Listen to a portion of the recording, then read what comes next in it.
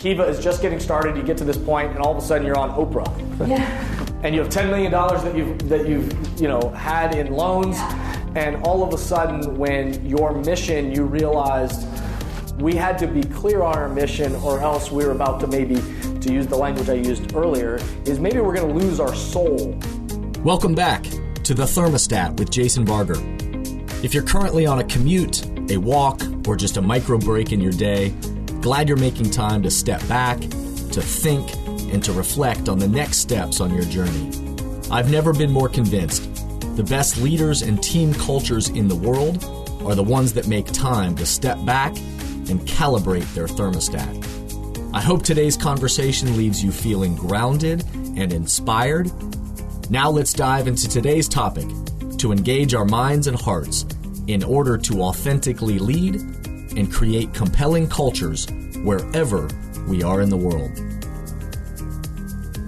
This conversation was recorded at a previous Thermostat Cultures Live event, and so now I'm going to take you into the room with Jessica Jackley, one of the co-founders of the organization Kiva, kiva.org, a social enterprise unicorn. Enjoy this conversation between me and Jessica Jackley at a previous Thermostat Cultures Live event. I'm excited to have Jessica Jackley with us. Bring Jessica up here. Hi. Hi. Oh, thank you. Y'all look away when I climb up here. Spotter. I know, right? Let me spot you. I'm not even kidding. That is so helpful. And I'm also going to sit so ladylike and just, this is happening. I'm moving away from the table too, so I'm going to knock something over. Do what you got to do. Yeah. Hey. So Jessica, shocker, is pregnant with her fourth. Quattro. Yeah, the Quattro. And again, the point of this is we want to make sure that we're having some conversations that are extend the topics from Thermostat Cultures that we're talking about, leadership and culture. And then also I want you to be thinking about questions that you might have that will help all of us in the room and dive into the mind and the heart of this wonderful person. So from when you were really early on in life, your thermostat, if you will. You're going to say young, and I'm still young, but also old. Yeah, no. Well, you do have the Quattro in there. But as a young kid, you talked about how your kind of worldview and the things that you were thinking about important to you, that really that was kind of a moral compass for you and your thermostat early on that then you had to start getting or questioning. Say a little bit about that early belief system. Yes, thank you for the question, and thanks for having me here. It's just so nice. I feel welcomed, and like I'm just instantly among family. It's really nice to be here. So when as a kid growing up, I grew up in a wonderful, loving family. I mean, just the greatest gift, even to this day. It's like the wonderful family that I was born into and that I've gotten to create so far, and still going.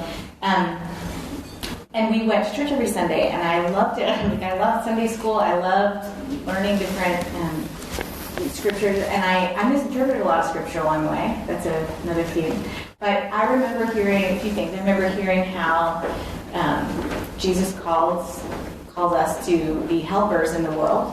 And I remember hearing some stuff like, what you do for the least of these, you do for me. And I remember thinking, are you kidding me? Like, I can help somebody in need, and it's like helping God. Like, wow, first I didn't know God needed help. Like, okay. And also, like, I could do that even as a kid, and it's by doing this simple thing. And I have lots of theory about how this works. We don't go into that. But I would hear things like that. And I'd also hear things like, the poor would always be with us. And I felt very confused sometimes. Like, on one hand, here's this redemptive work, this kind of call to action, this mission that was bigger than myself. And I really, it sounds maybe naively so, but I was just so motivated to go figure that out. And at the same time, I felt like I was, being given this homework assignment, but told in advance I'd fail, because I couldn't actually ever fix anything. They're always going to be around. Poverty would always exist. So it was very confusing to me, and I also didn't quite understand who were the poor, because a lot of the real world day-to-day information that I got was from well-intentioned nonprofits, NGOs, etc., sometimes encountered through church and sometimes just like Sally Struthers, remember this? Infomercials and stuff.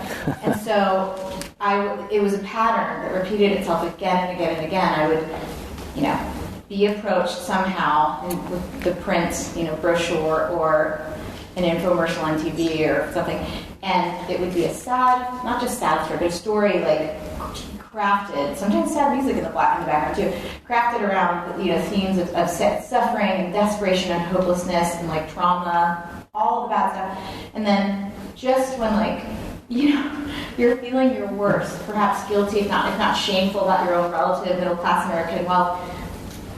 You were given the call to action, like call the 1-800 number, pick up the phone, put your change in the jar, sign up for more volunteer hours, whatever it was. And so my participation for the first 2 decades or so of my life was more or less wait for something to find me, wait for the bad news, the sad story to find me, feel terrible, and feel bad enough that I'd be so uncomfortable and heartbroken that I'd be prompted to act out of a place of that heart, that brokenness and that panic. And quite frankly, looking back, a lot of times I would do that action to make myself feel temporarily better, to take a breath and be able to kind of go on with my day or my week until the next sad story came along. I didn't like this, but I didn't know what else to do. And I also wasn't truly invited in. I felt like, certainly not as a kid and even a teenager, but I felt like I wasn't really invited in to do problem-solving work. A lot of Band-Aids, but nothing that would fix the thing itself. So the volunteer hours and stuff, they were great, but I knew I would come back there next year and repaint the wall because it had graffiti on it again or something.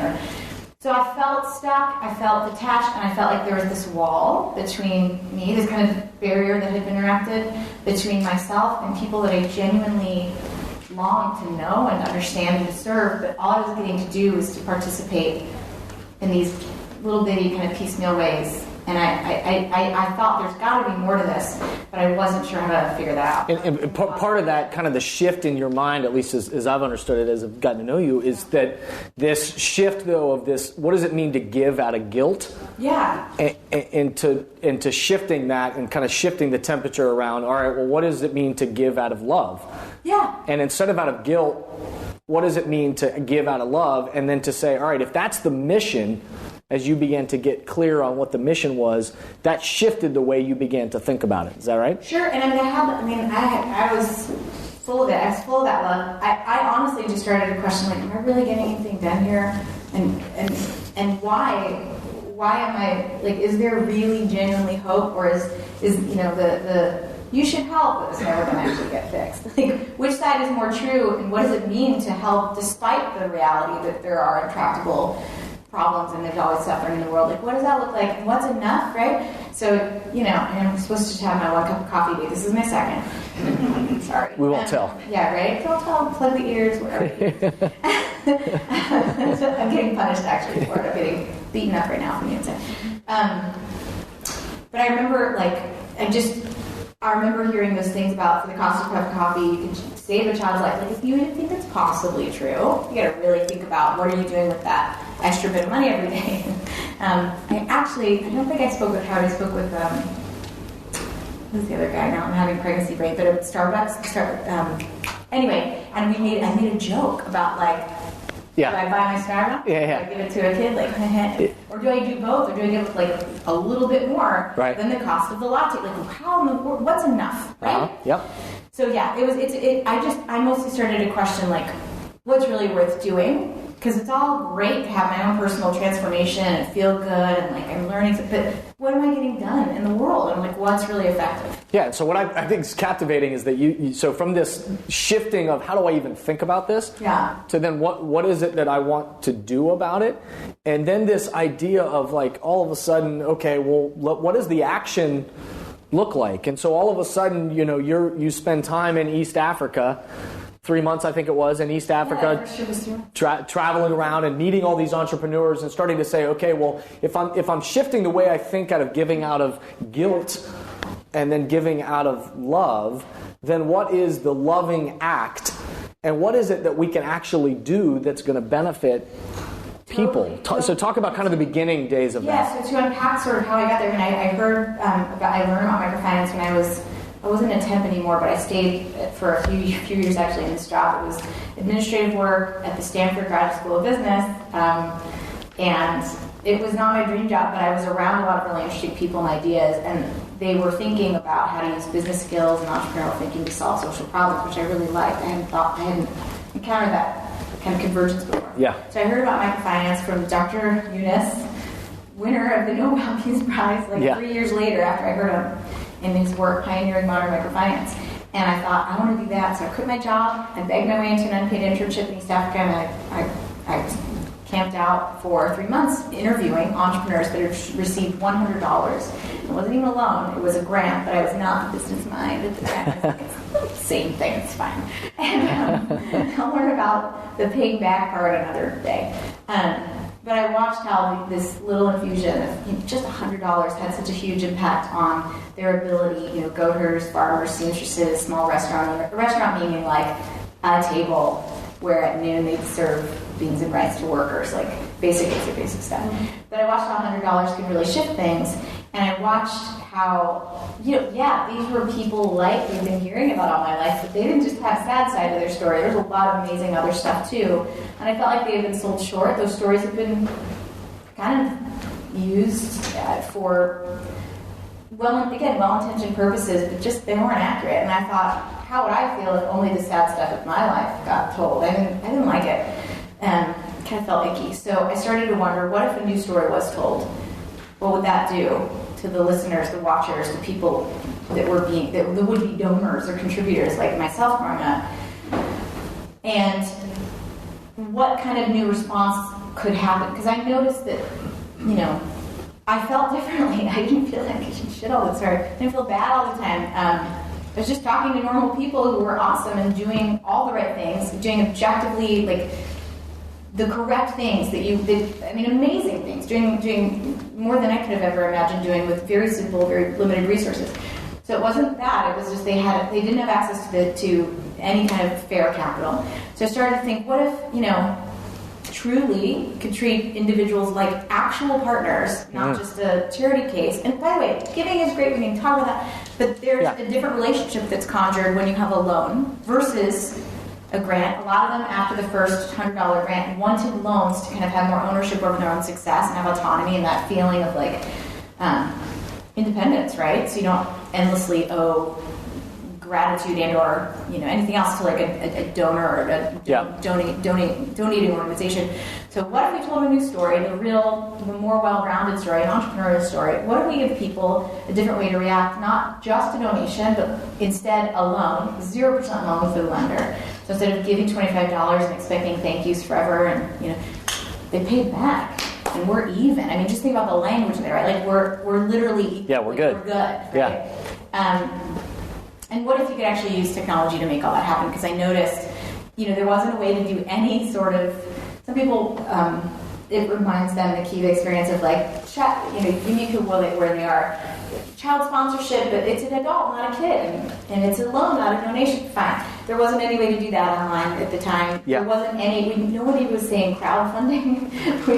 we were just we don't have a lot of money. I don't know anyone with a lot of money, but I can pitch in 25. Can you pitch in 25? Can you? Cool. So we did that. The language came later.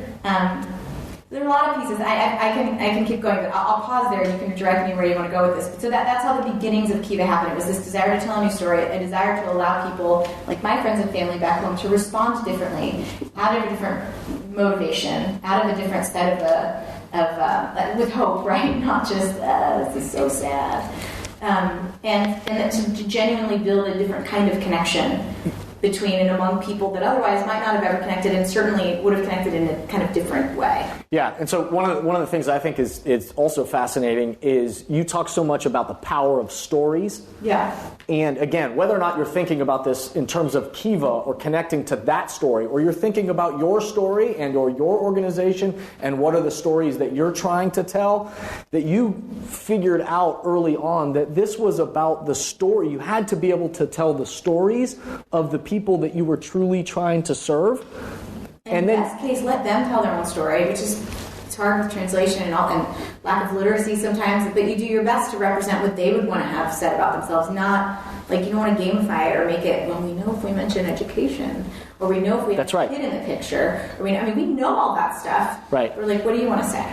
But you had to know with the story, who are you actually trying to serve? Yeah. And you had to get really good about telling those stories authentically from them. Right. And also understand what is the mission that we're what are we actually trying to do here, Yes. right? Yes. So the mission from the day one was I have to take deep breaths. Was to connect people through lending for poverty alleviation, and I say it slowly because you have the what, the how, and the why baked in there. So you have connecting people is the thing, And I love Simon. I love his why. Yeah. All that's great, but that's where we begin. That's the thing. That's our theory of change. That's the thing we do. We connect people through lending. That's the how, which happens to be our method, to alleviate poverty. There's also other secret, unwritten stuff swirling around that, maybe changing the way that the average wealthy person thinks about somebody's potential who lives in poverty. Maybe that's cool too. So there's other stuff that happens, which is amazing. Yeah. The idea that you start with connection being the goal, that means all sorts of things. That means you say no to other objectively good opportunities that have come along over the years with Kiva. Say no to somebody that just wants to, for example, have their corporate CSR, their sort of corporate social responsibility fund, dump a bunch of money, millions of dollars sometimes, into the project and then check back in a year and get the money back. That's not what it's for. It's for people. It's a place for people, human beings with brains and hearts, to go onto the site and read and learn about somebody else in the world and to choose somebody whose story resonates, or have a bunch of somebody's, like I know some in this room have, which is so fun. And to be able to lend $25, $50, whatever you have on hand, and over time see the change that's happening, understand the impact, and then get that money back, which is the case almost 99% of the time historically, which I think is still to be crazy. It sounds too good to be true, but it's what happens. So anyway, when you know that you're about that, that's the goal. It matters where and from whom the money comes from. It's not just about raising a bunch of pile. It matters how it goes one way and then how it comes back. It matters what information accompanies those repayments. It matters. All that stuff matters. And so it's helped. It's helped so much over the years. And that was 15 years ago. And I have moved on to do other stuff too, but even still watching from afar and cheering them on. It's just been amazing to see how, when you have that right, and I think we happen to get it right, we got lots right and lots wrong, and I can go into all of those. We happen to get that part right, and to see how that's allowed the organization to say yes or no with equal ease to all sorts of wonderful things that come along, great opportunities, great resources, great people. To say yes or no based on fit, based on doubling down on the thing that we decided we would be, and not the other stuff, has been wonderful. So I can imagine people sitting in this room too are also thinking about you start this thing from the ground up, and all of a sudden you're at $10 million that you brought in. All of a sudden it's $100 million has come in. And as you're growing this, again, with the lens through which anybody in this room is thinking about it, your team, your organization, and just the growing nature of that, what were the things that you learned about developing that, those teams? How did the organization, the clarity around that mission? Yeah. What were those things that were critical to the success from, this was a great idea, we got to, even $1 million, which is amazing, to we grew an organization. Yeah. Again, I say this with humility, and I think it's all too easy to. I've heard a lot of talks, and a lot of people talk about beginnings and successes and stuff. I think without, not to be critical, but without real candor about all this stuff that you totally get wrong along the way too. So I just want to be careful not to make it sound all shiny and perfect. But it wasn't. Oh my God! Let's go there. Yeah. A little glass of wine too. Just kidding. I'm not so bad. A little bit. So the question is about So it's funny because when I think about your most recent book, and the theme of this whole event, There's so much in there. It's like, yeah, mm-hmm. No, I nod and think, yeah, you just put language to the stuff that the good stuff that we did, the stuff we did it right. And I like how it's actually important for you to say, you actually have to articulate it, you have to write it down, you have to name it, say it, use words.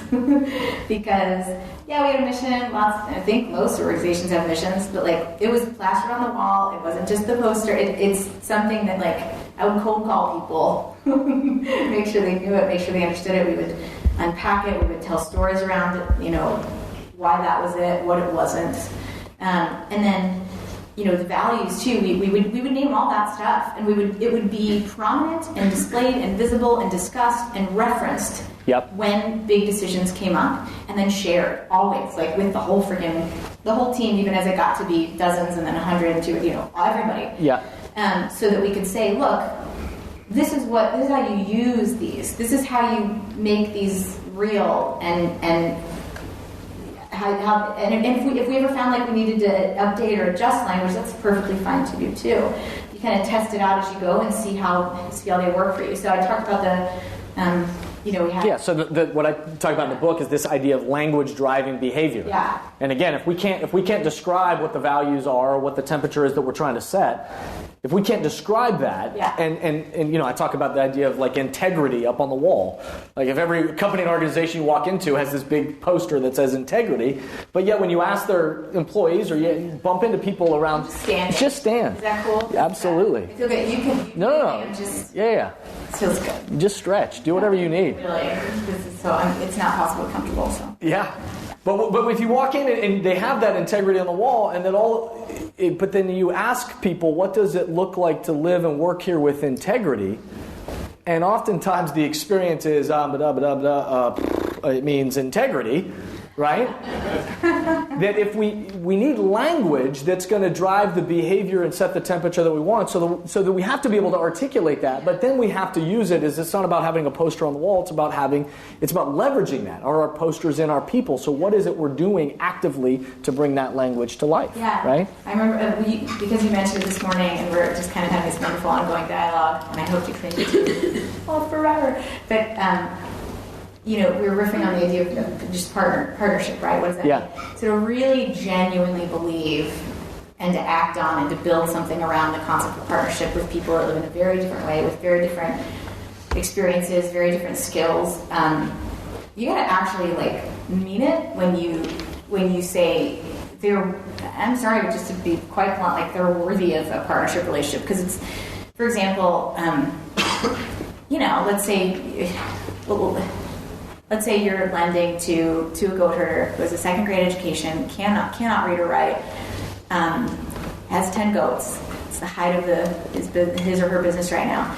Do you it takes, I think, a very particular kind of mindset and a love of people and a belief in inequality that's pretty extreme and that sort of thing to say that's a partner. That's a partner. Yeah. An actual, not just a transaction, a partner. Not just a transaction, not just somebody I'm going to help out. Right. Swoop in and say, no, they're worthy. They deserve to be. So something that happens in nonprofits a lot, and all sorts of organizations, but there's one way you talk about, let's say, the customer or the person you're serving, then end beneficiary. There's one way you talk about them internally or to donors, right? And there's one way you talk to them. And it's different, and it's different for a lot of organizations, and it drives me crazy because nobody likes to be called poor. Nobody likes to be called a lot of things. Right. Great organizations that actually do technically raise a lot of money or get a lot of things done. Sometimes the way that kid or that person is talked about internally is actually not that respectful or not that dignified or doesn't connote a lot of in your bones belief that there's as much potential inside that human being as you have. You've just been given a lot of different other opportunities that they haven't. Yeah, so no doubt. It's something like that. That's one little word, right, about partnership. Yeah, but I think that word is... And to push on, what does that mean? How much? So, for example, one thing we started to look at a few years in was, the way it works, not to get too in the weeds, you have lenders, you have there's 4 pieces. Lenders, Kiva itself, the team, the platform, whatever. Partner organizations that are on the ground, not just the Grammy Banks of the world, although that's a big one, but there's a long tail of thousands of others that can provide small loans, and they do hard work on the ground finding those borrowers, vetting them, training, often giving a lot of education, administering loans, collecting repayments, etc. And they interact with the actual platform. So we realized a few years in, we weren't totally sure how well some of the borrowers understood all that other stuff. So we started to ask if they're really partners. We don't want to just swoop in, take a picture, and be like, thanks, we need good, read their story, right? Yeah. Because it was important to us, even if they had never been online, which is a mind-boggling, this is mind-bender, right? Be like, hey, here's what's happening. Where do we begin? There's this thing called the internet. It takes time. It takes resources. It takes a lot of work to even educate down the chain through. It takes a lot, but to do the best that we could do to make sure they weren't just using them to get the job done and get money into their hands, because that's a nice thing to get money into their hands, but it has to be done correctly if they're really a partner. Anyway. There's a lot to talk about there. That's just one. No, but I think the term partner, I think, is relevant to everybody in the room, because it's not just, yes, it's sometimes hard to identify with the goat herder, right? For everybody in this room, it's very difficult for us to identify to the goat herder, but to be able to say, you think it is. You actually hang for a while. No doubt. Live in that, yeah. No doubt. It's not that.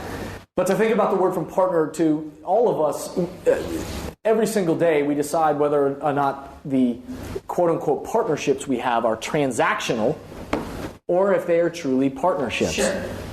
And to be asking the question of, for the people, who is it that we're actually trying to serve in your business, in your life, in your sphere? Yeah. Is there clarity around, well, who is it that we're trying to serve? And then, are we truly partners? Or what would it even mean and look like to be a partner with them rather than just a transaction? Yeah, and I think it's helpful to ask, we didn't plan this, but now this is fun to talk about. So what would you ask? What is different? What are the different perceptions? What's the different? Is there a difference in perception, language, anything, messaging, internally and externally? Yep. I mean, I get it. Some stuff's confidential or whatever, but where are the inconsistencies and should they be shifted, and what could that mean? What might your blind spots be? Because we all know when we're being treated with things withheld or with, as a project. I don't get this project. I'd want a relationship. Yeah. So I talked about the idea of mission precision and knowing your mission, so that, because if we don't know why we're doing what we're doing, then we can go in any direction we want. Talk about the moment that you all that Kiva is just getting started. You get to this point, and all of a sudden you're on Oprah. Yeah. And you have $10 million that you've had in loans, and all of a sudden, when your mission, you realized, we had to be clear on our mission, or else we were about to, maybe, to use the language I used earlier, is maybe we're going to lose our soul a little bit. Yeah. If we lose sight of our mission. Tell what happened. Yeah. So first year, the pilot round of loans was $3,000 to 7 entrepreneurs. It was like my grandma handed me in 20, and it was nothing. It was not a real. It was just the littlest, tiniest thing you could do to get started. It didn't prove much of anything, but it made us feel really good that we could use present tense, not like some future tense of we're doing this. Not someday we might try this. So we loaned. We spanned friends and family, got cash and checks to myself and my co-founder Matt, to our banking account, and then wired it over to our friend in Uganda. And over 6 months, got the $3,000 back. It was fine. And we were like, well, now we know this works, so we're going to go big. Which, statistically speaking, it was something. So we took the word bait off the site in October of 2005. That first year, October to October, we cleared $500,000 in loans, almost to the day. It was nice math. And then the next year, we were up to 15 million. So about in the summer, halfway through that second year, we were at 10 million. And the phone rang in our funny little crumbling, dilapidated office. And at the start, everyone answers. Half the time it was my mom, so I answered. Back when phones looked like this, not like a lock that you did everything on. I answered the phone, and it was somebody first it was Oprah, and we were like, is this a joke? But it wasn't. We went on. It was amazing. and our site crashed for like a week. We did at least think ahead enough to put a landing page that was like, our servers are terrible, so can you donate so we can get more servers? And I think we raised like hundreds of thousands just in donations for servers that allow us to withstand it. It was great. So we're like, come back later and loan, but like this site won't work. Sorry. Yeah. Anyway, so after Oprah, which was a kick. But you had somebody then come right to you. They see you that? Like literally in the next few days, after the server crashed and everything, during those days, somebody called and another phone call and was like, hey, whatever. I don't know who it was, but he was very like, hey. I felt like I got that vibe. Like if we were talking, like if we were talking here today, but he wouldn't probably be here today because this is all really nice people. But he'd be like, hey, nice to meet you, yeah. And then like look over my shoulder, which I understand is low, to see like find someone else cooler to talk to and like be texting. It was just like a guy that I didn't feel good about. Regardless, nice person probably. And he was like, hey, love you guys are doing it at Kiva. I don't know. And it was a phone call. But love you doing it at Kiva. And I work for blah, blah, blah company, like top 10, probably top 5, like tech behemoths in Silicon Valley at the time. And he's like, we want to put $10 million into your little project. And I was like, well, that's nice. That's like all we've ever done since our existence. Like 2 years of work when you count the pilot. And I asked him a little bit more what he meant. And he was like, yeah. I just, you guys can figure out who to get it to, it's fine, and then let me know when it comes back. And I was like, oh, that's so nice, but no, like that's not what we do. Could you maybe, you have a lot of employees, would you want to divide that up and give your employees gift certificates? Or like your future customers, anybody, like give them each $25 and they can have this experience of connecting and through lending and everything. And at the time, we didn't have any other creative ways to utilize the money, and that's fine, because we were focused. You gotta be freaking focused at the beginning and always. So long story short, and he didn't want to pay our rent forever or other creative things I could do at the time.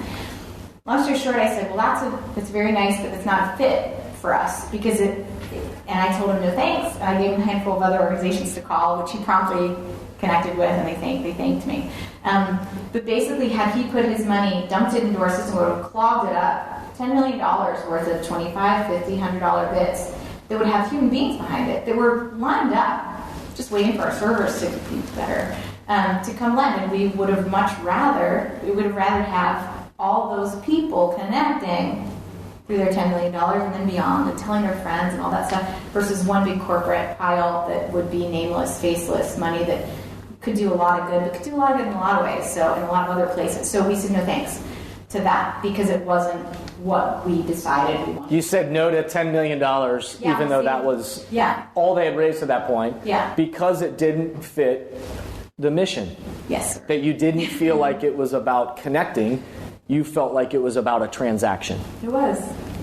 And it was, again, like, it's objectively, it's a good thing, it's great, but it wasn't us. It wasn't a fit. It wasn't a fit for us. So we're talking about authentic leadership today, and taking the time to calibrate our own thermostats and think about, well, at this present state in the world, what is the type of leader that you want to be, and what does that temperature look like for you? How do you describe current day? What type of leader are you hoping to be in the world? Yeah. I'm noticing lately in my work, so kind of a fun fact, over the last year I've taken I'm finally a grown up. I took my first full-time, like real paid job at a company I didn't like make up in my imagination. So I'm my first like boss. It's really funny. It's great. Everything's great. But anyway, I'm noticing lately, being in an organization that I did not design, I'm noticing the clarity, like how important it is to have clarity of vision and focus on what you want to get done, because there's always competing priorities. There's always another thing you could do. And again, like, there are a lot of really good ideas, but what are the best ideas? What are the right ideas? What are the things to double down on and do with excellence and speed? And what are the things to really invest in, and what else do you not? I think having clarity of vision and being able to kind of play that out and see the ramifications of that, the singular focused path you might lead your team to pursue. I think it feels like moral clarity. It just feels like clarity showing up every day with with that sort of, I think, presence. And it's, for me, there's like a lot about being calm, not just frantic busyness for the sake of, like, coming to work every day with that clarity is something I'm trying really hard to do, and I think is one of the best things I can offer. That's one piece. So that was my first word. My second word, I didn't know what the right what the right articulation was, but shorthand I just put kind. I wanted a kindness. I think, like, you know, of course I see everything these days through the lens of a parent. I have 3 little boys. We don't know who this is, as we said, but I just, my little, you know, their hearts every day there's something, and they get kicked around and broken, you know, their little sweet hearts and feelings.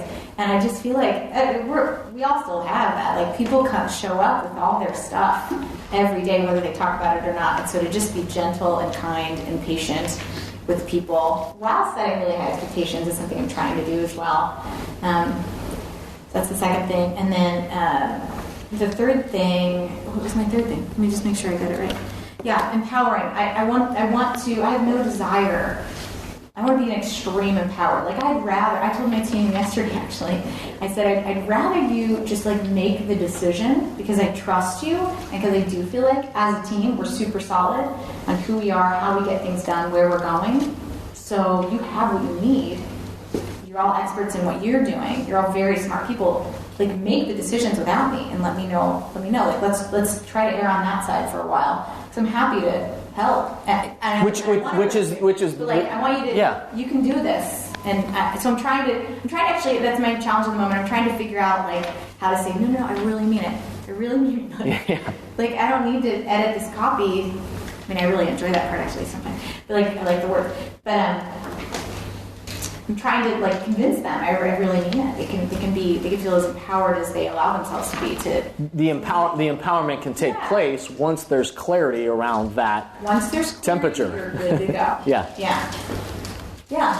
So that's what I'm thinking. All right. So 3 words that you talk about. We talked about. I think the way I perceive it is you talked about this as important for you as an individual human, your own leadership, but also in developing other teams and developing a company. You talked about 3 words that you had to have 3 C's. You had to have connection. I did, yeah. You had to have conviction and commitment. Yes, I did. You're such a good listener. Yeah. Say something about those 3. Like, so if we need that as individuals, but then also our teams and our organizations need that. What is it about those 3 C's? Yeah. So connection, I don't want to sound like a broken record, but I kind of do because it's what I think.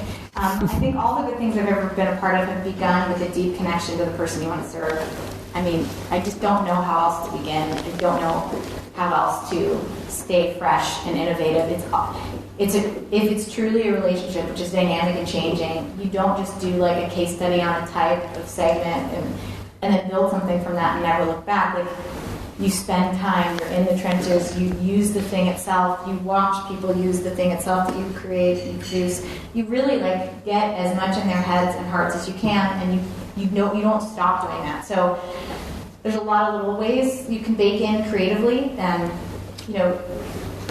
habits within your organization so that every person in there has a connection. So one thing we did at Kiva that I'm really proud of, with the 501c3, and we can go there too if you'd like to. It's a tax code, not a religion. Like, I think we operated like a very well-run business in a lot of ways, and I think there are businesses that do great things in the world and are of service to humanity, and ones that, like, are awful. And I think there are nonprofits that are great, and also ones that waste resources and everything in between. It happens to be the structure that worked for us to get started.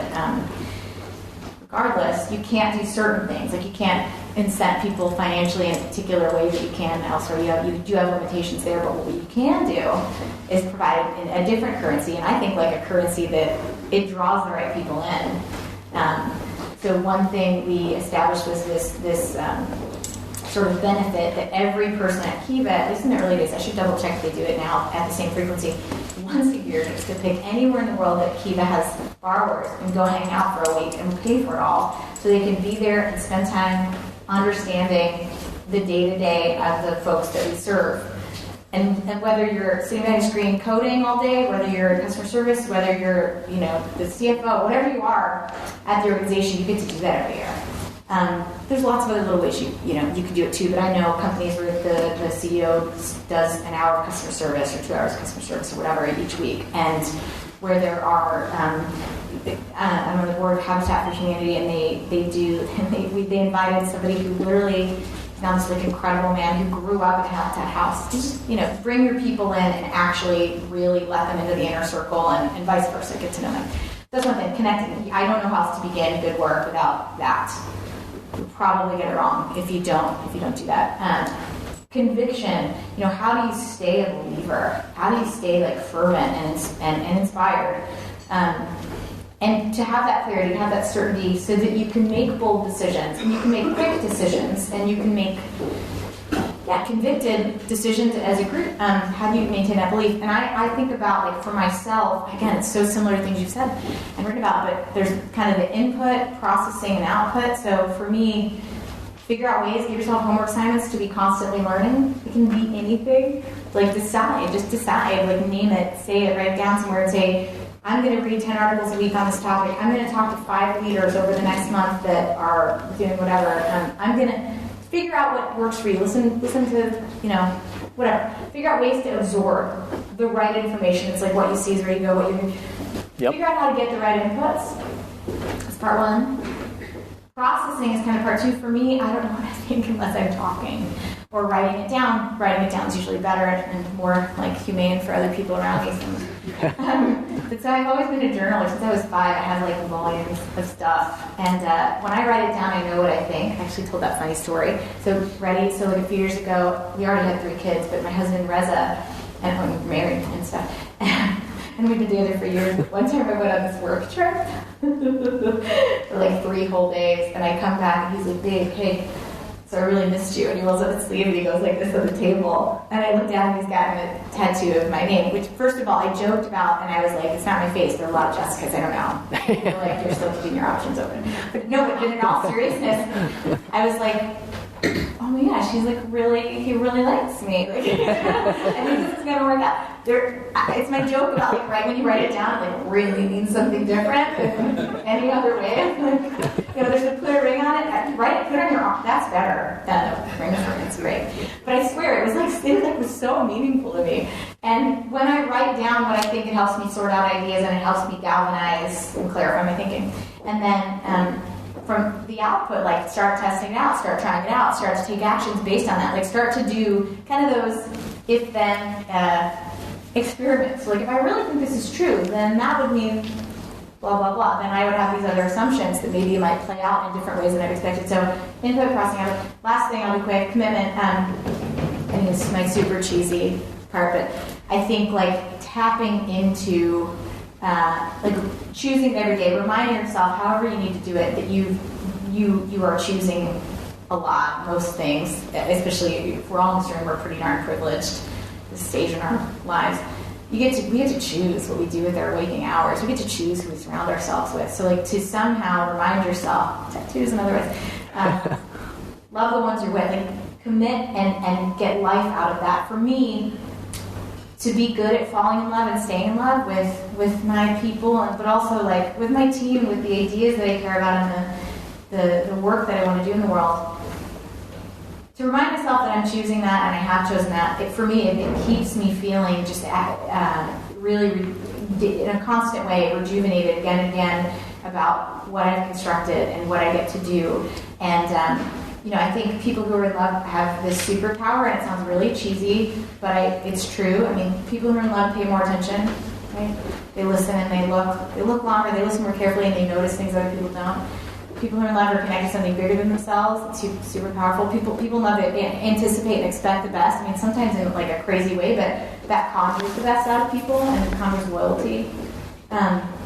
There's all these facets to it, but people in love have a bit of a supercharged existence, right? Like there's romance is romance for a reason. Like amazing and beautiful and sometimes extreme, great things can happen from that place of great love. And if I had to wish one thing, there was a question last night. What's one thing you hope your children experience? Oh man, I want them to just like fall in love madly, wonderfully, all the time. I want them to experience that in life, and so it's fun to try to parent, to solve for that, right? Like how do you exercise for that? But those are the three things that I talked about like a few days ago with you, and those things to me have been kind of guiding stars, kind of mantras. I have to, not like brand new ideas to anybody probably, but I have to remind myself of those things in sort of a prayerful, meditative way on a constant basis so that I can recenter, recalibrate, and feel like I'm at my best. It's a long answer. I love it. Just last year, Howard from Starbucks sat in that very seat, or not that exact seat, but in that spot, and he talked about the idea that the word love isn't used in business very much. And he said, I don't know why that is. And here's the guy, from Starbucks. Like, wait, what? That it's not what we expect to hear. And yet he said, he made a change in his mind and saying that no, actually, this idea of practicing, I love what you said, that what if we practiced and fell in love with who and what we want to be in love with every single day? And so he woke up and he said, no, well then how am I going to infuse love into our business? So what does it really look like for me to love my team members? And what did it look like for us to really love waking up and like we have a choice and this is what we get to do? So how do I fall in love with a day? And fall in love with this practice of, and then we start extrapolating that, right? So outside of then falling in love with the day and falling in love with our work, but what does it look like to fall in love with the people? And oh, by the way, the people that we've already fallen in love with, what does it proactively mean to stay in love with them? I've never shared this, and it's so cheesy, but like, let's do this. My husband and I, the first thing we say every day is, I love you. We wake up and lots of little kids running around, it's hard. The flower petals fall from the ceiling, right? Before we talk about, like, did you see that email? Or like, blah, blah, blah, that's our goal. We don't always achieve it, but that's the goal. Start with, I love you. It's going to be a good day. Kidding. Don't do that. I don't do that. I'm interested in what your questions might be, and I want to make sure that we are taking advantage of having this wonderful human in front of us, Jessica Jackley, and to talk about from not only from her story of building this amazing organization and be a part of then a precise mission, but then the action that led to, okay, let's go do something about it. I'm interested in what our questions would be about leading people, about her own leadership, about culture, any of those kind of things that are bopping around. We've got one back here. Don't be shy. We're all going to participate today. Christy, our wonderful Christy, is going to run around and bring you a mic. Thank you. I wanted to know how you made the decision as a leader and founder of this amazing thing that's doing so well that it was time to step away from it and do something different. We're gonna go deep here, ready? So might be TMI, but sorry, not that. So I started Kiva with my ex-husband, and that was an intense thing. And as the organization was taking off, our marriage was it was a very challenging time. And so as we were starting to figure out what we needed to do, I started to try on for size, like, what is it like if I work from home, not in the office? It was a few years in. We had a significant team, and I felt like I wanted to, again, like parenting in all ways, even human children. I felt like, what's the best way to be respectful and protective of the culture, honestly, in the office, while lovingly figuring out how to do what we needed to do. And so I worked out of the office, and then I worked actually like very far away in East Africa and then West Africa for a while. And I decided, this is not how I would have planned any aspect of this, but I think I need to step away. And it was a forcing function for me to reinvent myself and to be not just this person that did this one thing. This was like the first thing I did after the temp job. That was my one line on my resume. And it was a great one, but I felt like this isn't all that I can do in my life. And now I've been given this ridiculous gift of an experience that's convinced me it really is possible to go build stuff. So I decided I would try to expand my own identity, my own definition for myself, and be whatever and an entrepreneur, not just this, I did this one particular specific thing. So I didn't know where I was going yet. It's always so nice to know what you're leaving and what you're going to, but I didn't. And I tried to be very comfortable in that ambiguity and remind myself that if I just did the things that I knew would be life-giving to me, and again, clarifying for me, so many of the same words, that I would be okay. And so for a year, I wrote, basically, first I did like my version of Eat, Pray, Love. Like I went to Mexico and lived on the beach by myself and like surfed and ate ceviche and like called my counselor every day. It was wonderful. It was like surf, cry, surf. I don't know. That's my book. So, That's going to be a good one. yeah, it's not as catchy, but it worked and it recalibrated me. And then a few months in, one of my favorite professors from Stanford called. He's like, "What are you doing? Are you okay? Do you want to do this project with me?" And I basically got to write case studies for the next 10 months on women entrepreneurs all over the world. It literally didn't go, I mean, I was gone for 10 months, 10 and a half, 11 months out of the year writing about people, again, like this is my favorite thing. It's like a review of Kiva. Like, I was being paid to go hear stories and write down stories of entrepreneurs that had started in very difficult circumstances, and it was incredible. And then I came back ready to do the next thing and had a conversation with a friend I'd gone to business school with in the bathroom while we're washing our hands that led to my second startup. That led to when that stopped, I worked for I became the first venture partner at this brand new little seed fund that did really, really amazing investments at the seed stage in kind of culture shifting collaborative consumption companies. So, the first round with Kickstarter and Lyft and Skillshare and TaskRabbit, and also it's amazing. It's an amazing experience. And I got to write my book and have a bunch of babies and all that other stuff. So I got to do lots else after I sort of freed myself, honestly, from the long answer again, but I think that's my theme today, long answers. But I was forced to get out there and reinvent. And looking back, I wouldn't change a thing. I'm grateful that it unfolded that way. Because I think it's so easy to define ourselves by that snapshot, that present moment, as opposed to the cumulative and the future.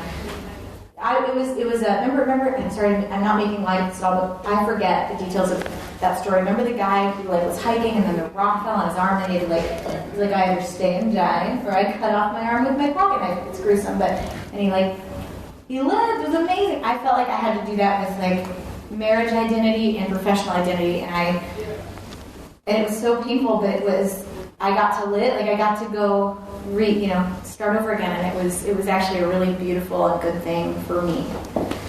So. Good question. Good, yeah. Other questions? I'd love to hear a couple feedback from your borrowers.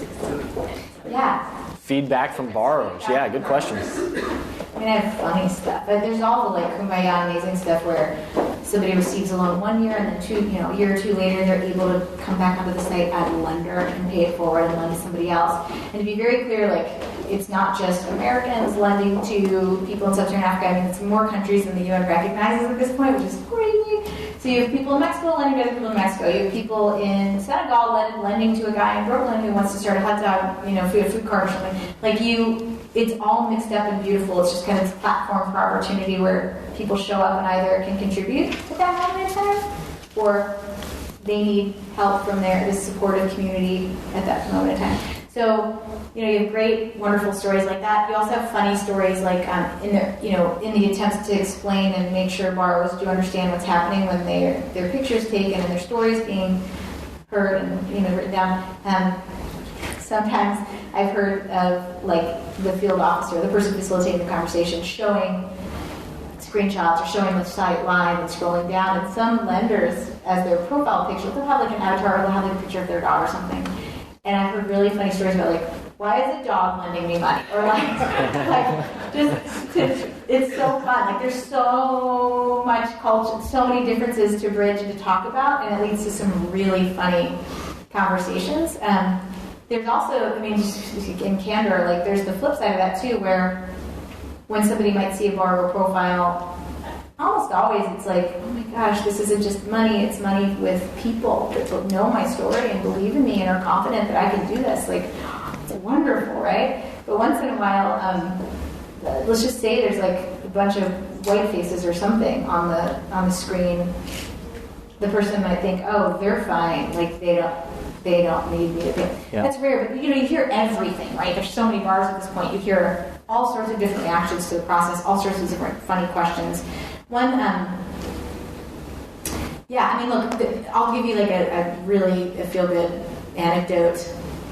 In my experience, when I've gotten to go out and talk to borrowers, sometimes I get to revisit the same people and walk the same paths again and again over the years, which is so cool.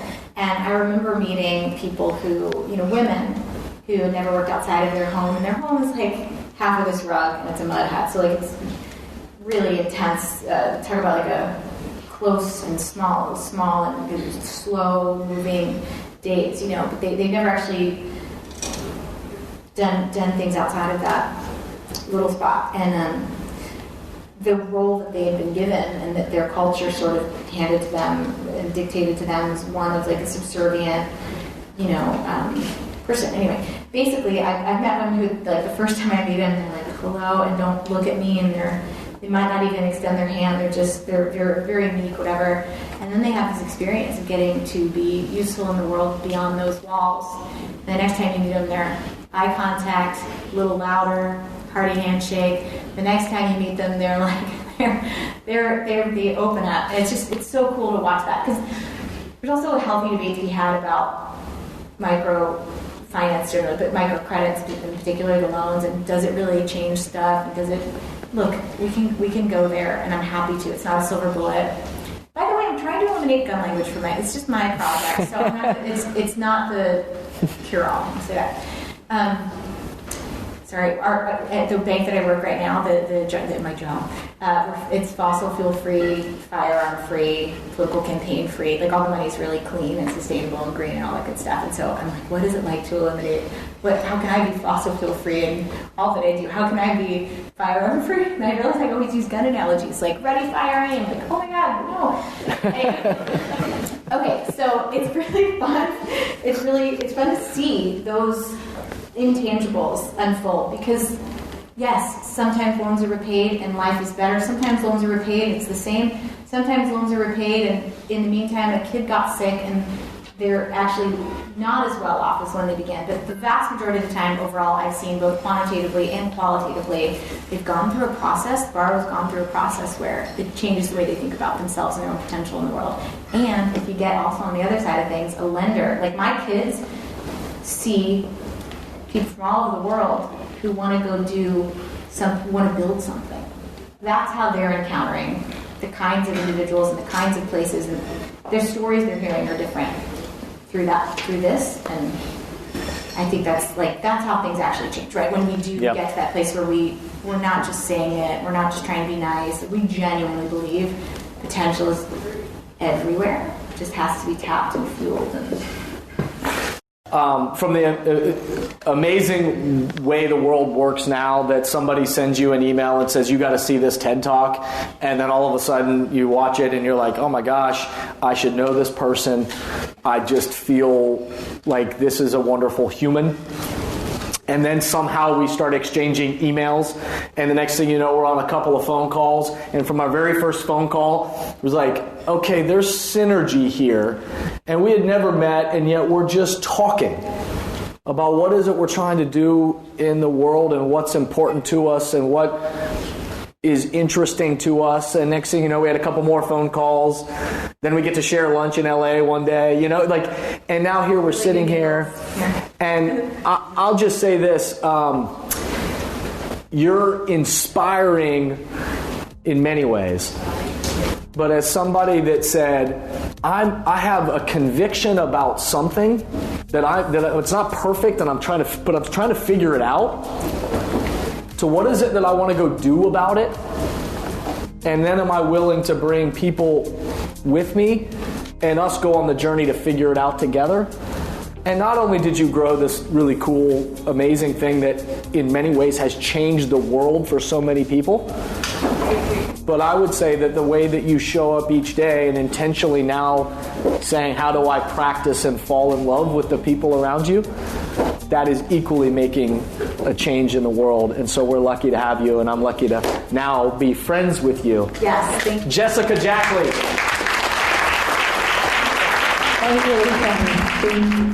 Thank you for listening to today's podcast, and I hope the messages and questions stimulate positive change along your path. As always, if these messages resonate with you and add value to your life, I hope you'll help amplify them throughout the world. Please rate, comment, and share on whatever podcast or social media platform you're using. And share this podcast with the people in your life or work who should be part of these conversations. That way, this spirit does, in fact, spread. If these messages or developing leaders and culture would be helpful to your organization, or you have a question or comment about this podcast, please contact us at jasonvbarger.com. And remember, we all are ambassadors for the culture we want to create in our life and work. We have to own the vision we want to be a part of. The future of leadership is you, is me, is us. Be a thermostat.